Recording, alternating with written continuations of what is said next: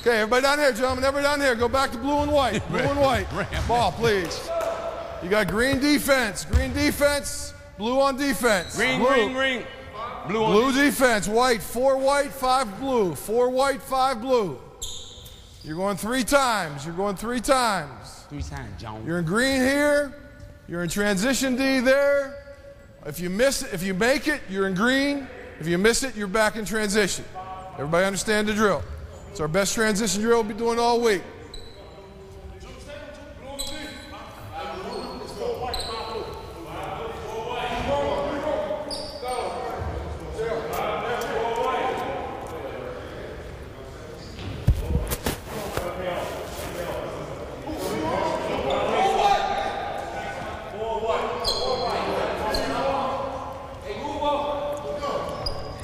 Juwan in. You're in green. Let's go.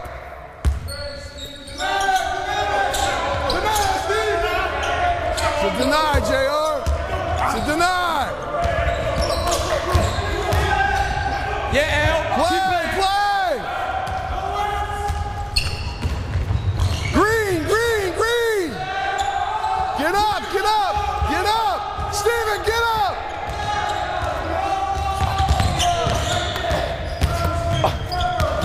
Get up. Job, Blue. Nice work. Out front. When we score a layup, we want to scramble in and put pressure on. Does it really matter what man you're covering? Exactly. And, the whole thing is when we score a layup, we want to scramble into pressure.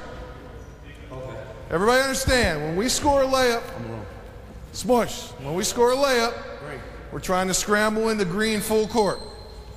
That means everybody picks up men, try to deny, put some pressure on, try to get a deflection. If you fall into a good double team, don't be afraid to take it, but we haven't worked on that. But get into playing. This is a deny on first catch. Deny.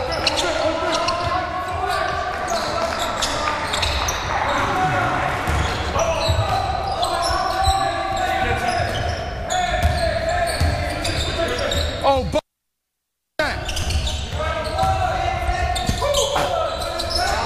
run. Green. Get up. Nick, get up.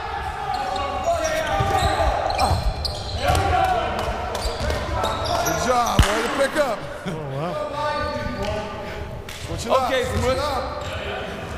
Rick Hamlin, Scott Hastings here in Denver. And Scott, a lot of yelling out there, a lot of intensity out there, but what does it all really mean? Well, it's an interesting thing that they're doing, and George was just talking about a while ago, that's been kind of fun. You're almost seeing, and it's college football season right now, and in pro football. It is? And you're, yeah, it is for me. I'm in 3 fantasy teams. I got it. But you see also in the mixture of what goes on in college, the flex, and all of a sudden you're seeing more pro teams. Miami's doing stuff.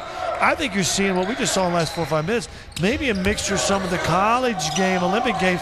Denver working on a drill where if you score a layup or you get an easy basket, right to the basket, you jump into almost a full court pressure, a 94-foot pressure, and then you force a turnover.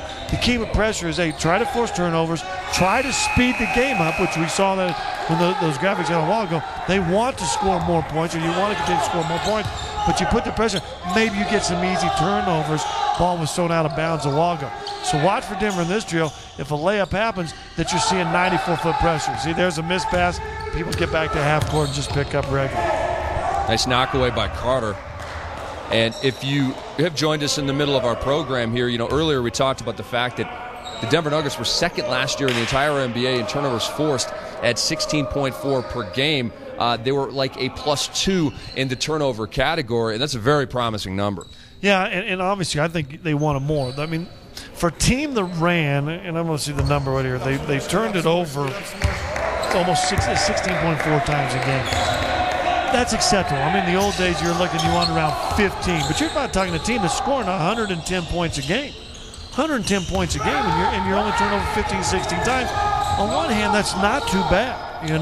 This team is solid. The things you look for this team is opponent's field goal and the assist that Denver comes up with. They had a record at one time when Allen Iverson had double-digit assists. At one time, they were like 19-1, 20-2 when Allen Iverson had double-digit assists. So when they're passing and sharing the ball and playing as a group, pretty tough to beat. Well, let me ask you about the point guard position, because Chucky Atkins, another one of these bad luck guys. More surgery for Chucky. Another beginning of the season where he'll be in civvies. And Anthony Carter's been brought back. It'll be his third year with Denver. The first year, I think he played like 2 games, just basically hanging on the roster as we're coming to you from the Pepsi Center in Denver, right here on NBA TV. Anthony Carter, 70 games played last year, 67 starts.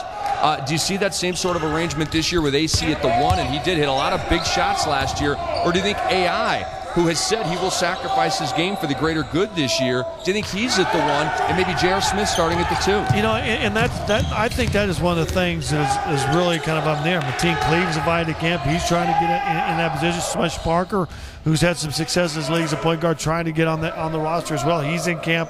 I think one that is positive for the Nuggets is you have options. You have the ability to maybe do something a little different.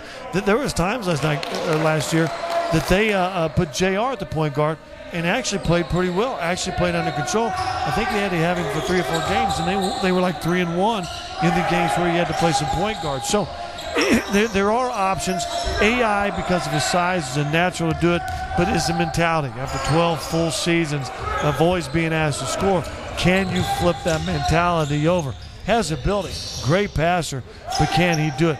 But there's going to be options. You almost to the point where, let's be honest, you put Melo at 5 because they don't really have a true center anymore. Do you put Melo at 5 and then put JR to 1?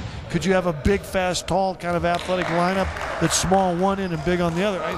I just think they got a lot of options, which also means they got a lot of questions. No, but they have a very interchangeable team, and we saw in the Olympic team that lineup that I thought was their best lineup with LeBron at the 5 and Melo at the 4. Yep. And these are big guys, versatile guys who are long and can make plays on both ends of the court. But we know this for sure. J.R. Smith, 19.2 minutes per game last year. That number is going up. And we step aside one more time here from Denver, Colorado. We're at the Pepsi Center. This is NBA TV Real Training Camp. Denver Nuggets. We're coming right back at you in just a short little while.